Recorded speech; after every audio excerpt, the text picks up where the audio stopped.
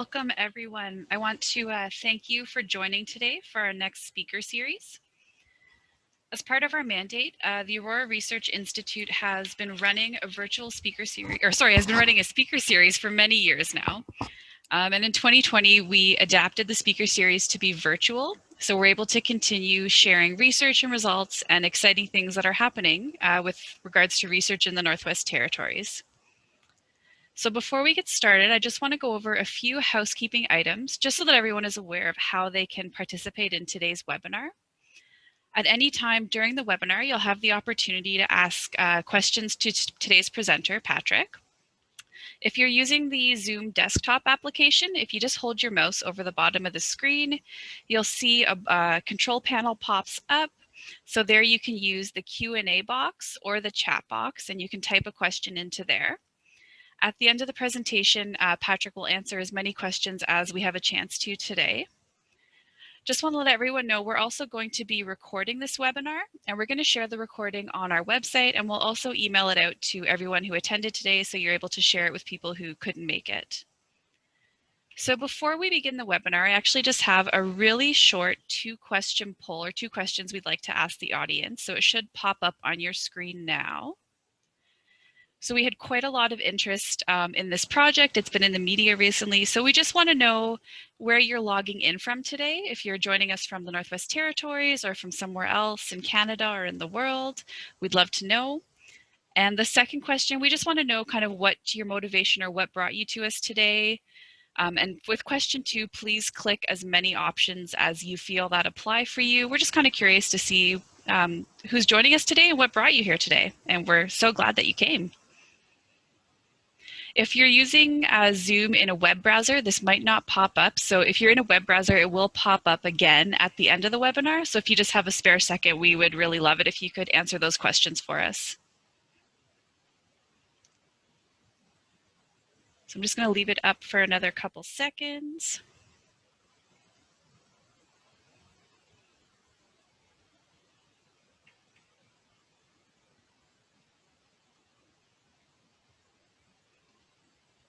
So I say thank you for everyone just for answering those questions for us. I really do appreciate it. So without any further ado, I'd like to introduce Patrick Gall. Patrick is an engineering and technology projects technician at Aurora Research Institute, and he's based at the Western Arctic Research Center in Inuvik. Patrick joined ARI in 2017, and he actually started working on the cardboard pellet project that he's going to talk to you about today. But since then, he's been involved in solar and wind resource assessments, both in Inuvik and in Norman Wells.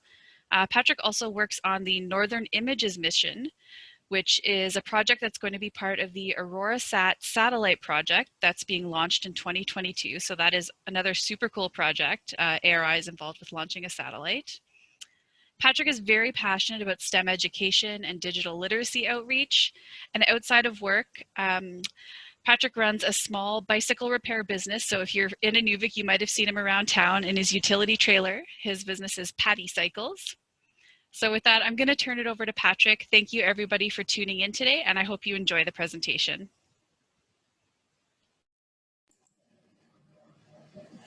Thank you so much, Amanda, and yeah, thank you very much for that introduction. It's wonderful to see everyone here, even if we're gathered virtually. I still want to welcome you all to the Western Arctic Research Center here in Inuvik.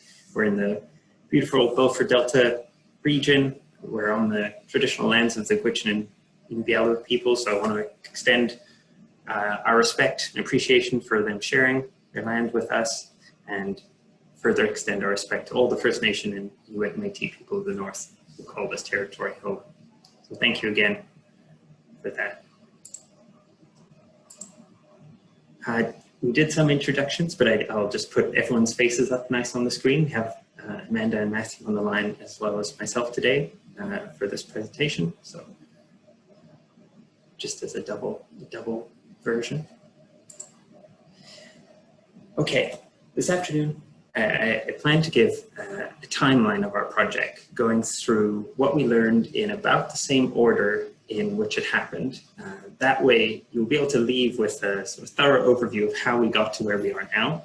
So we'll start off with where our idea first came from, move on to what we did in our feasibility study, and then sort of discuss our pilot project, which will culminate in sort of virtual pellet mill, virtual tour of the pellet mill we have here, along with going over some of our future plans. So let's dive straight in. Where did this idea start? Well, there are a few underlying conditions in Inuvik that helped this idea really take hold. So in our community and in many of the communities in the area, cardboard waste is very visible, and recycling that waste is very hard to do because we're at the end of a long highway, so getting things to a recycling plant is difficult. This is compounded by the fact that our heating costs are very high, and the heating fuel is trucked in on the same road that we'd have to truck the recycling out. So that's also quite challenging. So this all sort of made us formulate this idea of, or this question, could we burn the cardboard as pellets? From this broad question, we generated some more specific questions and grouped them into these three categories. We have technical, economic, and environmental questions. These questions dealt with whether we could physically make the pellets all the way to what are the effects of diverting the cardboard from the landfill, sort of everything in between. Once we had these questions in our head, we dived into a feasibility study. So this was funded in three parts. It was kicked off by funding from the GNWT's Energy Division, and then extended by leveraging some Eco-Canada Eco-Intern funding. Later, we expanded the scope of the initial investigation to include other paper sources alongside cardboard through a successful application to the Waste Reduction and Reuse Initiative Fund. Our plan was to concentrate on sort of three primary activities, or three primary areas. So we wanted to do a sample material collection, a literature review, and then an analysis on the business and environmental cases for operating a cardboard pellet mill. The output of this all sort of leading to having a report that would recommend some future work and provide some equipment recommendations for this mill. So the first activity was the sample waste cardboard collection program. The intent of this program was to gain some insight not only into the amount of cardboard that was readily available in Inuvik, but also what else was in this waste cardboard. We did this through the three steps you can see on the screen here. So we weighed all the cardboard as we received it. Then we manually filtered things out like staples and plastic brackets, and we weighed those as well. And then finally, we weighed big pieces of adhesive tape and labels to get a sense of how much polymer or plastic material was part of that cardboard waste stream. So we ended up finding out that it was about 1% by mass of non-fibrous material. So this tape and labels and staples was about 1% of the mass of the cardboard we received. Doing this also provided us with an idea of how quickly an operator could scan and filter the cardboard that we were taking in. So we started to formulate this target value of about 200 to 250 pounds per hour of processing capacity for a single operator to filter in and filter through our cardboard. At the same time as doing this, we started doing research into pelleting technology, and I want to take this chance to give a quick overview of that. In our case, we start out by shredding the cardboard in a granulator. This creates pieces of cardboard that are about 2 to 3 millimeters in size, and we feed this into our pellet mill. So the diagram on the left shows sort of a cross-section of a generic pellet mill. In this image, as the roller turns and moves right here, it forces the shredded cardboard through the holes in the die. These holes can be seen as well on the image on the right-hand side here, which is a view of the pellet mill we have in Inuvik. And so the pelleting process involves a lot of pressure and heat as the rollers force everything through the holes. The temperature inside the pelleting chamber can reach about above 150 degrees Celsius, and the pressure here underneath the roller can be in the thousands of PSI. There's no heater in the pellet mill, but the pressure applied to the feedstock creates a lot of internal friction. And this is where we get that rapid temperature rise in the material up to that 150 or more degree level. To get a better understanding what's happening with this high heat and high pressure, we need to take a look at the chemical level in the material. So cardboard starts out its life as wood fibers. These fibers are primarily comprised of three things. We have lignin, cellulose, and hemicellulose. To create cardboard, these fibers are sent through a pulping process. This process is designed to isolate the cellulose in the wood fibers. But from our perspective, it's more useful to think of this process as stripping the lignin from the fibers. Lignin content is noted as a major factor affecting pellet durability. So pellet durability describes how well a pellet can be transported after it's been made and whether there's any risk of it disintegrating. In fact, you can buy lignin separately and as a pelleting additive to mix into your pellet mill to improve the pellet's durability. So at this state in the feasibility study, we made note that we may very well have to purchase a pelleting additive to make sure our pellets were strong enough. However, there are several materials that can be successfully pelleted, even though they have a low lignin content.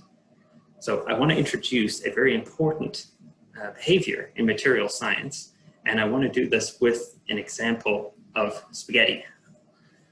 The behavior is called the glass transition temperature. So if you've ever taken an elastic band outside in the middle of winter, or if you've ever had frozen tires on your car, then you've witnessed a transition very similar to this in person.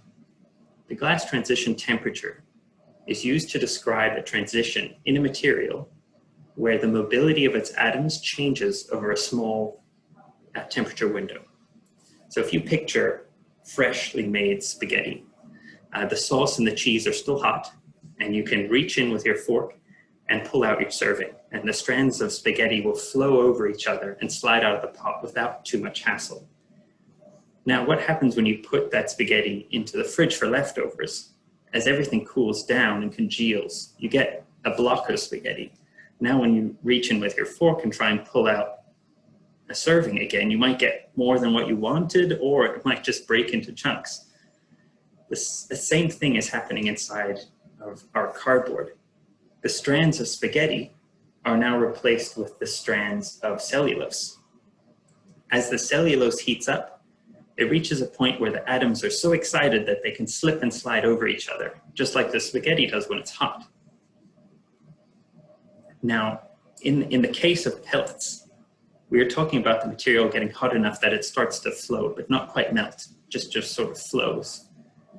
This lets us form the pellet using the dye when everything is hot. And then once we let the pellet cool, those cellulose fibers no longer want to move around, and instead they stay stuck together in the shape of a pellet. So even though we lack that lignin content, we still have this glass transition behavior occurring in the cellulose. It just happens at a slightly higher temperature.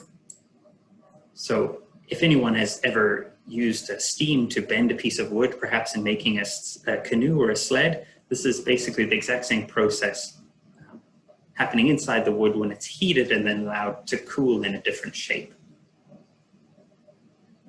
So that's sort of half of the process. Once we have the pellets made, then we need to look at burning them.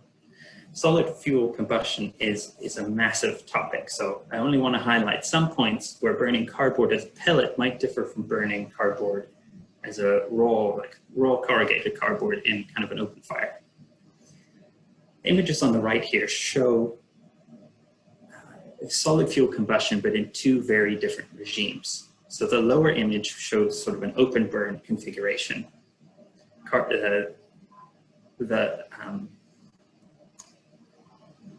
The material coming off the top of this fire is likely not only smoke, but I would argue is predominantly comprised of volatiles or unburnt fuel. So this is generally highly undesirable. The upper image shows one of these small stoves that uses a forced air system, so an air pump, to force air into the combustion chamber. You can see that the flames are much brighter, and they are visible well past the fuel out the sides of the stove, and just by their shape, you can tell that there's air being forced into the combustion chamber. So this so-called secondary combustion, or the combustion of all this unburned fuel that we can see in the bottom right image, is happening up here as the air exits the stove. Modern boilers tightly control the amount of air pumped into the combustion chamber, just like the small stove, often using a computer control. And this ensures that there's enough air to promote the sort of complete combustion of all these volatiles that we would normally see here exiting as smoke, but not too much so that the combustion process cools down too much and then results only in partial combustion.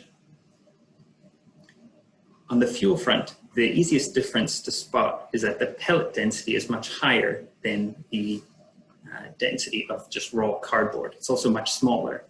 And this allows it to be more easily metered and allows for much tighter control of the combustion process. So similar to the air being metered in, we also have tighter control of how much fuel gets metered in. And finally, pellet combustion is usually fully enclosed. This ensures that every part of the process stays as hot as possible. And so the combustion is rapid and very complete. Combustion in a fireplace or outside is just never as hot. So we likely end up with partially burnt fuel or unburned gases exiting the combustion area, kind of like we see again in this lower image. We usually picture cardboard combustion in this open burning configuration. And yes, it's very bad there, but when compressed and burnt in a pelleted form, its performance increases. So in our case, we're planning to perform combustion characterization on our tests, on our test pellets in the coming summer, with the intent to sort of increase the understanding of this performance increase. With those sort of two big chunks of the technical issues sort of understood in our feasibility, we moved on to the economics of the project. Our economic analysis looked at the fixed costs to get the mill operating and then the running costs on a monthly basis. For determining the fixed costs, we revisited that 200 to 250 pounds per hour goal from the cardboard processing that we established during the sample cardboard collection. During a market scan, we saw that this specification roughly translated into about $75,000 of equipment being needed to sustain the same processing rate. This included everything, so electricity service upgrades, the shredder, the storage silo, the pellet mill, and manual processing equipment, so like storage bins, first aid, all the way down to PPE supplies. For tackling the running costs, we needed to understand all the power draws of the specified equipment, as well as then the person hours required for operation. This is where we made the decision to split the analysis. We partnered with Delta Enterprises, who had an existing workshop that could house such a pellet mill. And for this reason, we chose to run our primary analysis not factoring in rent or heating costs, and we would assume that we'd be making use of an already existing and underutilized workspace. Under this consideration, we constructed two cost estimates on the right-hand side here. Both show the revenue of the pellet mill divided over the operating costs. So the upper graph shows the situation where the cardboard would need to be collected manually or from the existing solid waste facility.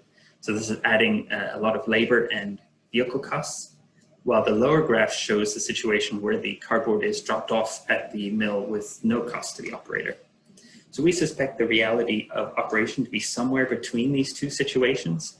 And so the profitability of the operation can vary from not economical if a lot of collection effort is required, all the way to fairly positive if it can be well integrated into the local waste collection system. Next, we took a look at the environmental side. So this analysis was also broken down into two major approaches. First was understanding the emissions created by the combustion of our pellets, and then we compared the values with estimates from other forms of heating, so wood pellets, natural gas, and electric. A big factor that makes our cardboard pellets look so good here is the fact that when we are looking at the electric gas and wood pellets heating, we still have the same cardboard here already in Inuvik that is already in the landfill. So the blue bars here in our graph sort of apply a tax, and this idea of taxing the alternate fuel, the alternate heating sources with the emissions that we expect from that cardboard ending up in the landfill. So the green bars are just straight transportation and combustion CO2 emissions, while the blue bars represent the emissions of the cardboard that would not be diverted in the case of electric gas or wood heating being decomposed in the landfill. This is shown again in the next series of diagrams, but the sources are broken down. So here is the same information. I just skipped the electric heating for space on this slide, but the disposal value is appended to both the wood and gas heating. So in the case of, say, cardboard pellets, we're shipping in diesel and natural gas to generate the electricity to operate the pellet mill, and then we're combusting the cardboard pellets. So those are sort of the three main sources of CO2 emissions. In the case of the wood pellets, we're shipping in the wood pellets and then consuming them or combusting them. But then we're also taking into account the fact that the cardboard that we could have burned is now sitting in the landfill and decomposing as well. And then the same approach is taken for the gas heating. It's important to note in this analysis that the diesel and SNG trucking values are taken as if the products appear in Whitehorse for free with no CO2 emissions up to that point. So we can certainly expand the scope of that. Similarly, we also look at the cardboard having arrived in Inuvik for free with zero CO2 emissions up to that point. So those are considered sunk costs in this analysis.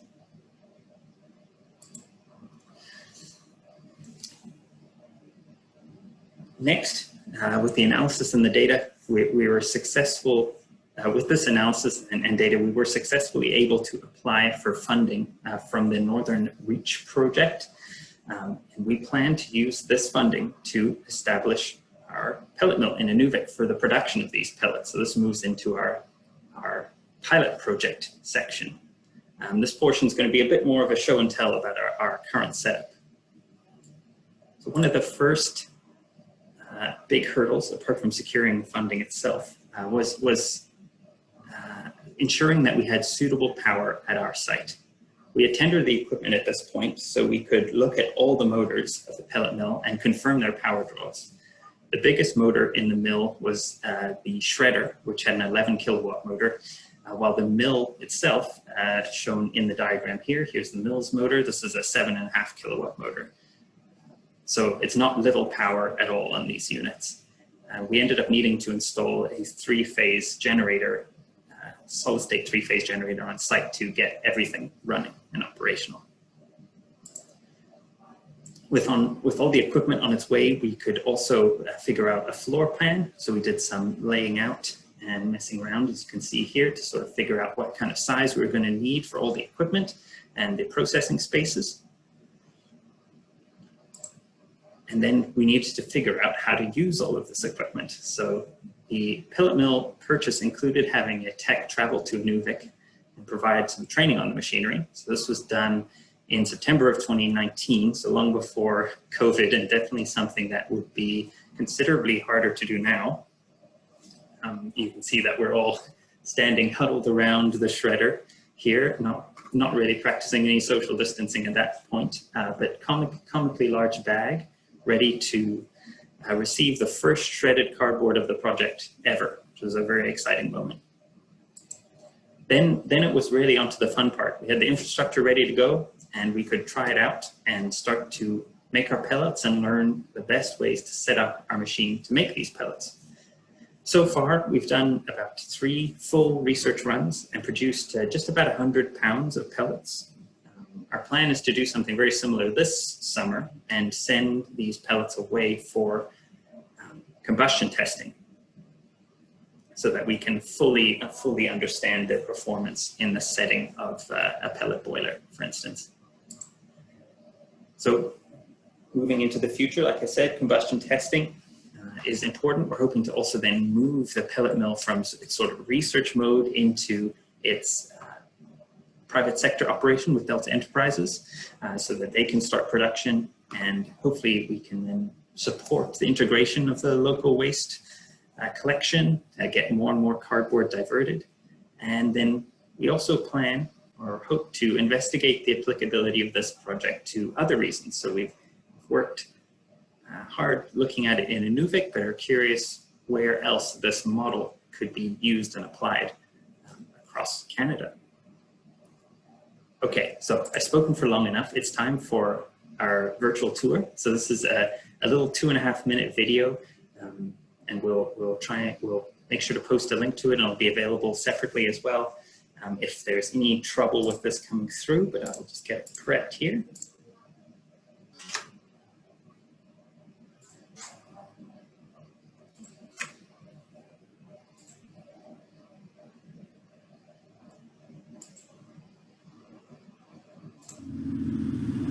Hello, I'm Matthew Dares, Manager Technology Development for Aurora College.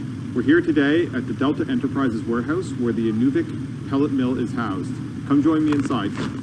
The Inuvik pellet mill was started as a feasibility study with funding from the Government of the Northwest Territories and extended with funding through the Eco-Canada Internship Program. In partnership with Delta Enterprises, Aurora College applied for funding through the Northern Reach Program under Crown Indigenous Relations and Northern Affairs Canada. This funding was used to purchase and install the equipment identified in the feasibility study. The outcome of this work is an operational pellet mill in Inuvik Northwest Territories, which creates heating fuel pellets from landfill-destined cardboard. Hi, my name is Patrick Gall. I'm an engineering projects technician at Aurora College, and I want to talk you through the process of making cardboard fuel pellets. Our fuel pellet journey starts here at the shredder, where we feed in our pre-processed pieces of waste cardboard, granulate them, and then feed them up into the silo for storage. At this stage, our fuel is these 3mm square pieces of shredded cardboard. We then rely on this auger on the bottom to feed it up and into the pellet mill itself. Our final stage in the journey is here, the pellet mill. Inside here are the rollers of die that form the pellets themselves. It gets pretty hot when it's running. We take the shredded paper in the top, it goes through into the pelleting chamber, comes out the other end as pellets, and goes straight into the screener. Small or damaged pellets fall through the screen, while the larger pellets make it all the way to the end to the collection bin. The pellets we make here carry with them an economic benefit. We've turned waste into a useful product. They also carry two environmental benefits. We're reducing our dependence on fossil fuel-driven transport to bring in external fuel sources, and we're reducing the amount of material that ends up in the local landfill. Lastly, but as importantly, we're building capacity, not only in the form of the individuals trained to operate this equipment, but also in future waste-to-energy projects that might use the same infrastructure. If you would like any more information about the Cardboard Pellet Project, or about any of the other research projects ongoing at Aurora College, I'd urge you to visit our website, nwtresearch.com. Thanks for watching, and I hope you stay warm.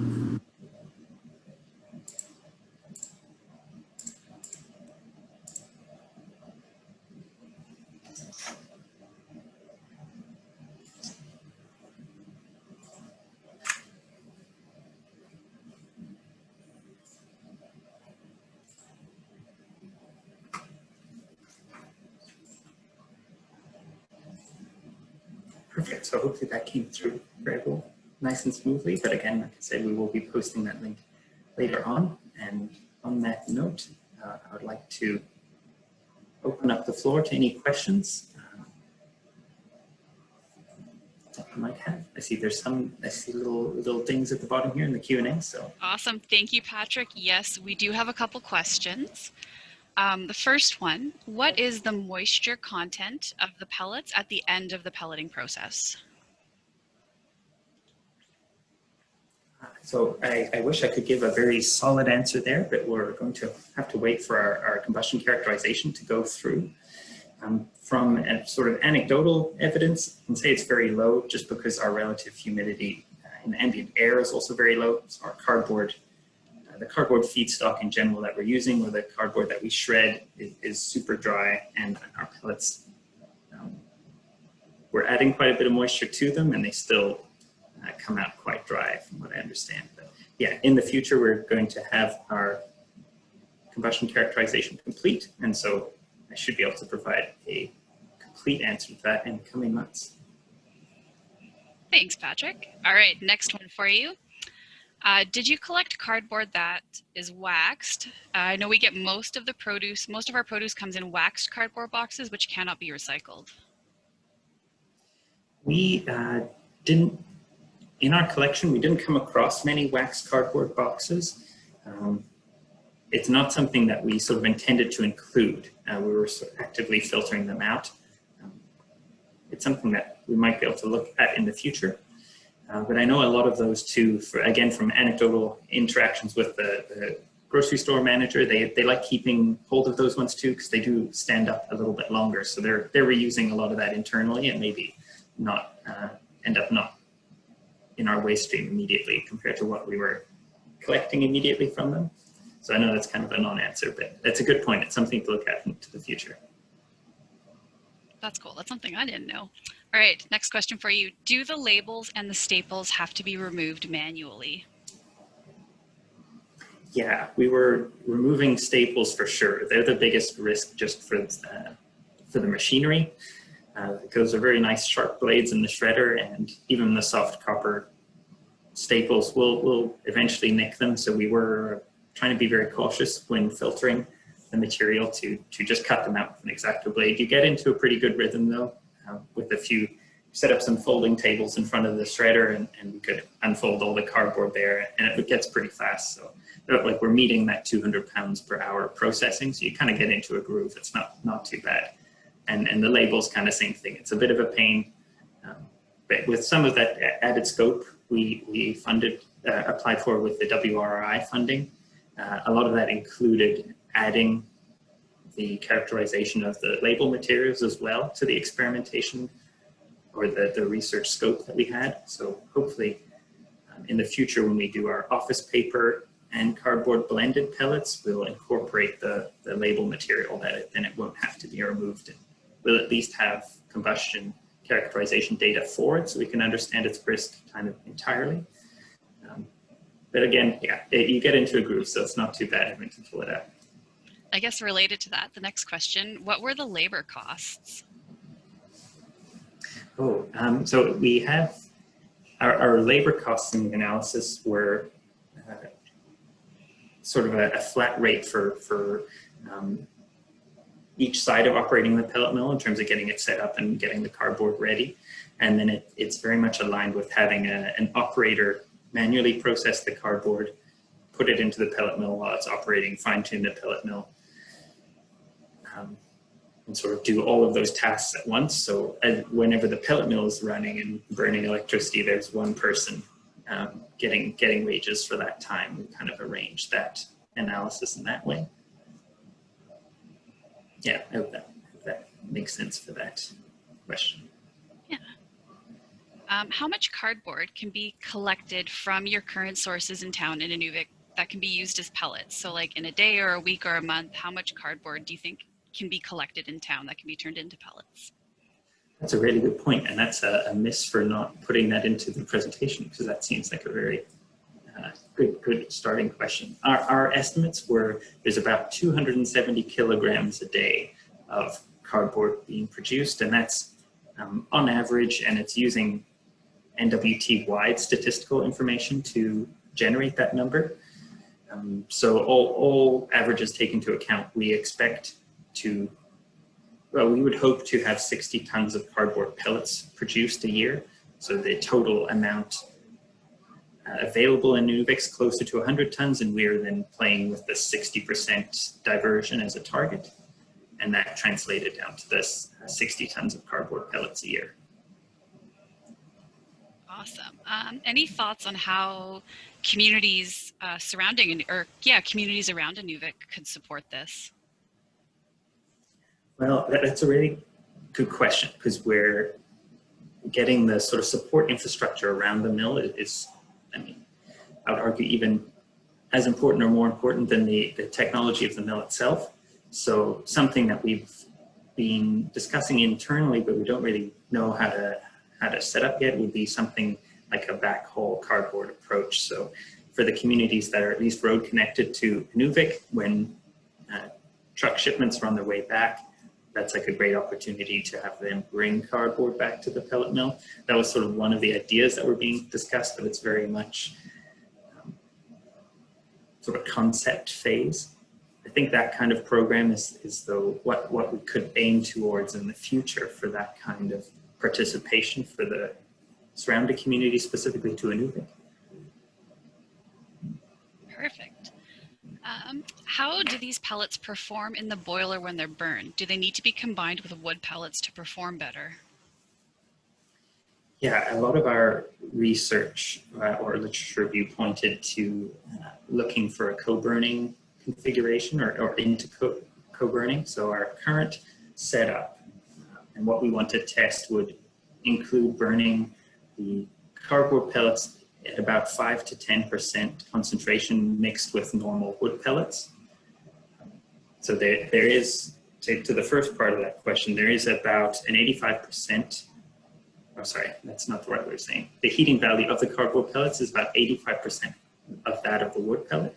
And then the ash content is a little bit higher. So to sort of balance those two out, if we co-burn them with wood, there's not a big configuration change or configuration change required on the boiler, but you're still then consuming the cardboard pellets in existing wood boiler infrastructure. So that's sort of our plan. We are planning to mix these in with wood pellets. I guess the next question here is somewhat related. Have you been able to test how these compare to other pellet-based fuels? I guess on a fun note with that question, we had two students from the, or three, I guess in total, 2 students here at East 3 High School in Inuvik and a student in another community wanted to do their science fair projects on the cardboard pellet project. So we managed to make very primitive little boilers with old computer fans and bean tins, and did some sort of very fun anecdotal burning there.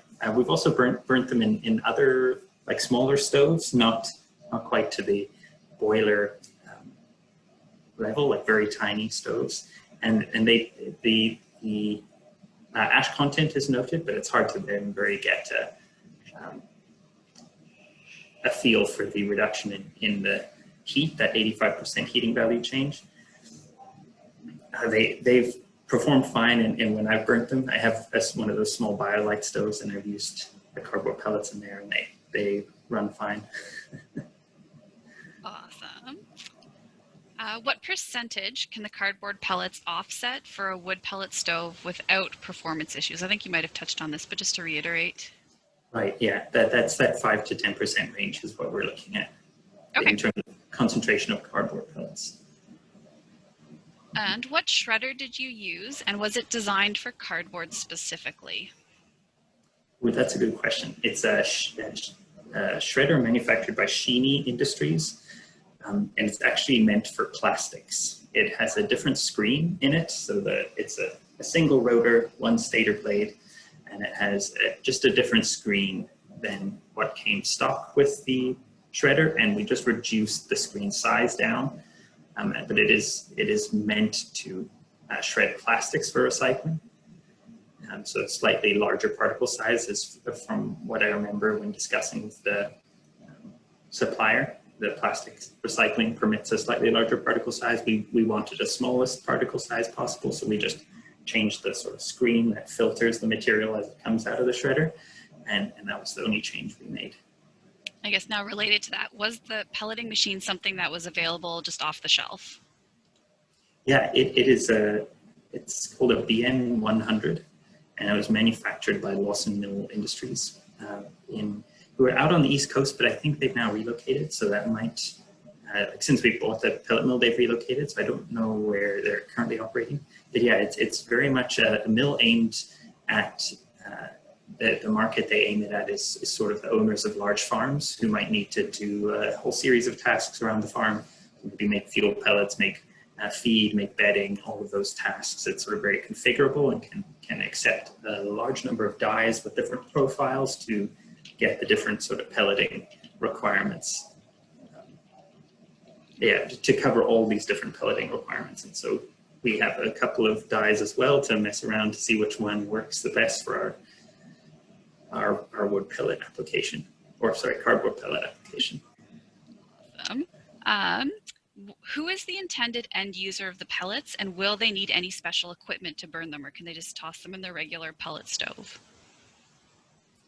So we partnered with Delta Enterprises here in Inuvik for this project. They have a workshop which houses our pellet mill, and they also operate quite a few pellet boilers throughout Inuvik. So the current plan is that they will consume all of those pellets in those boilers. So it's a few apartment buildings, I believe, and maybe a couple of other industrial buildings that have these pellet boilers installed.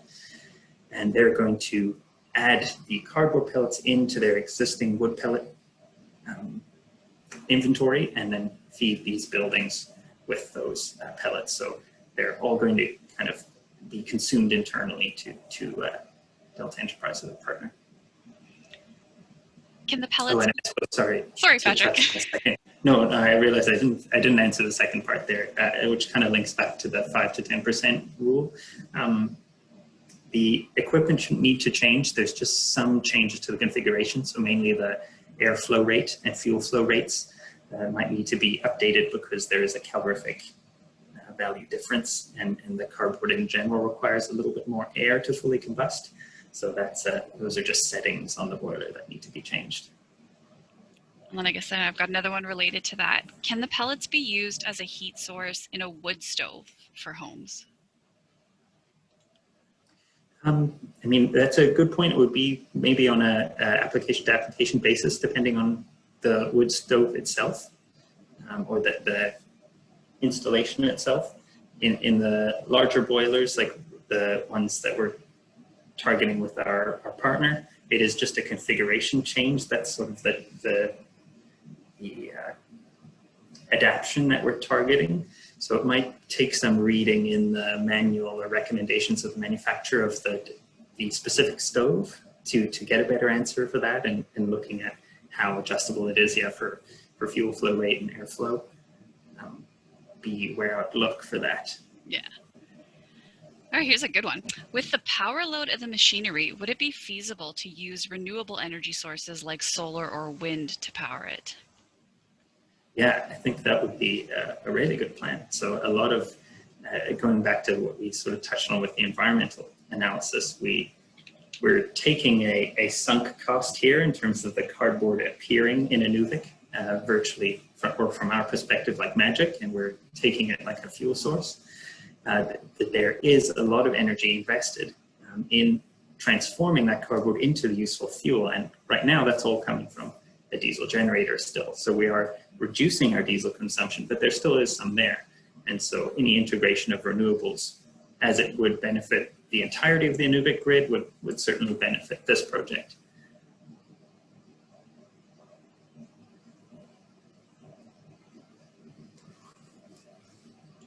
Thanks, Patrick. Okay, next question. Out of curiosity, why pelletize just cardboard? There may be other components in the waste stream with high caloric value. Would you consider expanding the program to include other components in the future?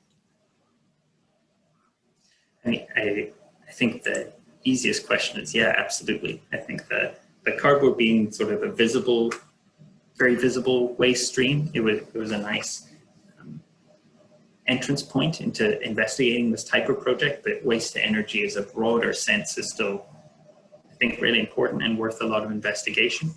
And sort of, I touched on very briefly in the video, even perhaps the idea that now we have some capacity and infrastructure installed in Inuvik, the jump to that next diversion is a little bit lower. So thankfully, hopefully we can build off this, and those future waste to energy projects will be a little bit easier to grasp. Awesome. did you need to get a special permit to burn the cardboard pellets? That's a good point. Early on in the program was still when the sort of related to one of our initial research questions was what kind of, would we even be allowed to burn these in Inuvik? And the NWT air regulations, I'm going to mess up the names because that was a while ago, they were still being drafted. And so really the only regulation that we'd fall under is sort of the nuisance emissions. So if we were running a badly set up boiler or causing issues with our exhaust, that would limit our operation. But by the time we're running a badly set up boiler, we're not meeting any of our environmental goals that we would have. So that sort of idea of complete combustion and very hot and safe combustion would be out the window anyway. You said the machines get quite hot when they are producing the pellets. Is the heat produced used for any other purposes, or are there any measures in place to reduce the amount of heat that's generated? No measures to reduce the heat. It's pretty critical for the processing that everything gets that hot to sort of force that chemical change in the pellet. The heat isn't used for any other purpose right now. The machine simply needs to warm up that much so that we can manufacture the pellets.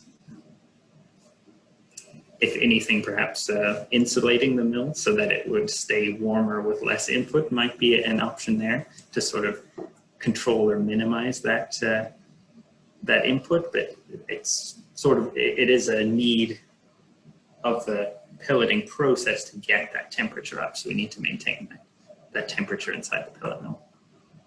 Excellent. And are there any other uses for the pellets? Like, for example, could they be used as compost? That's a really interesting point because this mill is so flexible and we have those other dyes. There was a sort of side discussion we had, and again, just in the concept phase, to investigate making spill recovery or anti-spill materials. So there's a very low compression dye which produces very light pellets that are very good at absorbing liquids. And so we could modify the machine to create these to then be used to address like oil spills or diesel spills or something like that in the community. It's something that we in our training sessions, it kind of got brought up why we had all these separate dyes and what we could use for them. And that was one that really caught my attention, or that I thought was really interesting, is the flexibility to perhaps make really absorbent pellets and then have those for other applications. So yeah, it's a really good point. And I'm going to ask, could you re-explain the environmental emissions slide again? If you want to just, yeah, I guess you can pop that back up on the screen and just do a quick run through again.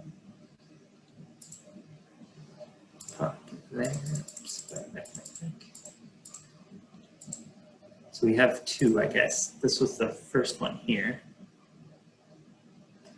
So I suppose running over this one quickly. This was a, yeah, perhaps I didn't do a great job of this initially. So this is the CO2 released per equivalent,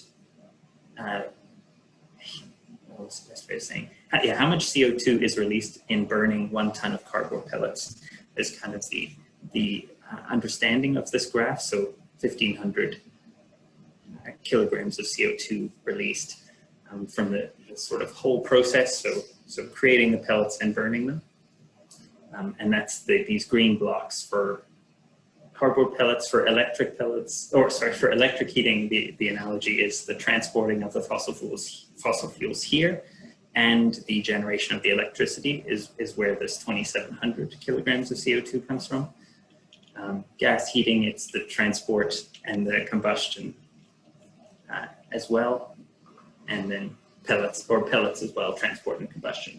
And then the blue bar is the emissions of the cardboard if it was left to sort of decompose by itself in the landfill. So this is sort of an added term here because we're taking into account that if we're using electric heating, that means we're still throwing away the cardboard. And so we wanted to capture that because we're doing that, there's still some sort of emission related to that. And so I hope that's maybe re-explained without another question. I'd be keen to touch on something specific. I hope that makes more sense. Yeah, and I think I'm just going to be aware of the time, so we're just going to have time for a couple more questions, but there are so many questions popping up, so I just want to say to everyone, I do apologize if we're not able to answer your questions before we have to end this at 3 p.m., but please send us an email at research@auroracollege.nt.ca, and I've typed that into the chat, and we will make sure that we answer your questions and get back to you. So let's go for our next question now. Were cardboard glues and additives addressed for potential health hazards? So I think it was definitely on our minds throughout the research and was one of the reasons why we decided to perform the sample waste cardboard collection process like we did. So we wanted to filter out that material or understand how much material there was going to be. For our combustion characterization in the coming year or in the coming summer, I hope that's where we're going to really find the answer to that, because we'll be able to have batches of pellets made with sort of the completely filtered cardboard material, and then also batches that were perhaps sloppily filtered, let's say, or intentionally we leave the labels in just to see what effect they have in the combustion. It is a very low mass. That's sort of the one thing we determined from our sample cardboard collection. So it's our cardboard comes in and it's 1% of that mass that isn't fibrous materials. And then we're operating again at the 5 to 10% cardboard dilution. So it is like 0.1% to 0.5% of the fuel entering the boiler is going to be this material. So it's a very small amount, but we still do want to understand it. And that's hopefully going to be resolved through our combustion characterization. How do the dyes factor into the pellet making? Are they the binding agent?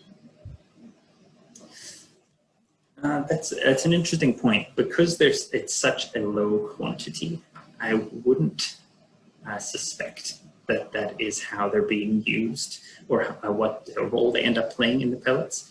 A lot of our test pellets were made with completely filtered cardboard, and so there wasn't that presence of sort of label or adhesive or dye material in the cardboard. In terms of binding agents, we simply add water. Water and use cooking oil are the two options we explored in terms of additives to the pelleting process. Patrick, there's some room for confusion, I think, between the dyes in the material and the machine dye. Oh, I apologize. So I'm assuming that's like dyes as in on the labels and inks, but maybe did I misinterpret that question? I just think we've talked about it a few times. So that would be good to clear that up on that picture, maybe.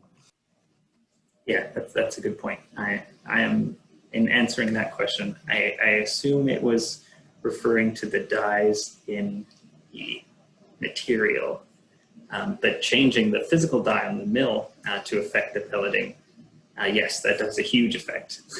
So my apologies for confusion there. No worries. Okay, and this will be our last question before we have to end today. But like I said, please send us an email if we didn't get a chance to get to your question. We definitely will get back to you. Is there any financial incentive for users to purchase these pellets, like tax incentives, heating savings? Are they more economical compared to wood pellets? That's interesting. With our current arrangement, there's the sale of the pellets is probably not going to happen because we are just going to consume them all internally, or our private sector partner is going to consume them all internally. Where we are looking at things, perhaps subsidies and whatnot, is on the collection of the cardboard on sort of that side of the project. There's maybe ways to promote cardboard being dropped off to the mill or some sort of a structure for collecting the cardboard that way. As you can see, it had a big impact in our economic analysis was how much effort it took to gather the cardboard. So that's really the area that we're looking at, that side of the sort of subsidy discussion. Thank you so much, Patrick. Can I actually just ask you, before you sign off, can you type the manufacturer of the shredder into the chat? Oh, yes, sure. I wasn't sure how to spell that. Yeah, it's a strange one. SHINI. I will add at the end here as well, just that the partnership that the town has offered around collection is a really meaningful component. They've been diverting at the landfill site and are ready to support operations of this going into this summer. So that's critical to have your municipality or your regional recycling on board with a project like this. So I want to thank you, Patrick, for sharing with us today, and thank you everyone for joining us. So thank you for attending, and like I said, we really appreciate your time, all the questions that you brought in. I'm sorry that I wasn't able to get to all of them, but please do send us an email and I'll make sure Patrick gets back to you. Like I mentioned, so we have taken a recording of this webinar. We're going to make this available on our website. We will be emailing the link to everybody before the end of the week, so you'll have a chance to share it with anyone or review it. And please just stay tuned to our Facebook page, and we will be announcing our next speaker series. So thank you everyone for joining us today. Yeah, thank you everyone for tuning in. It was a lot of fun. Thank you for all the questions too.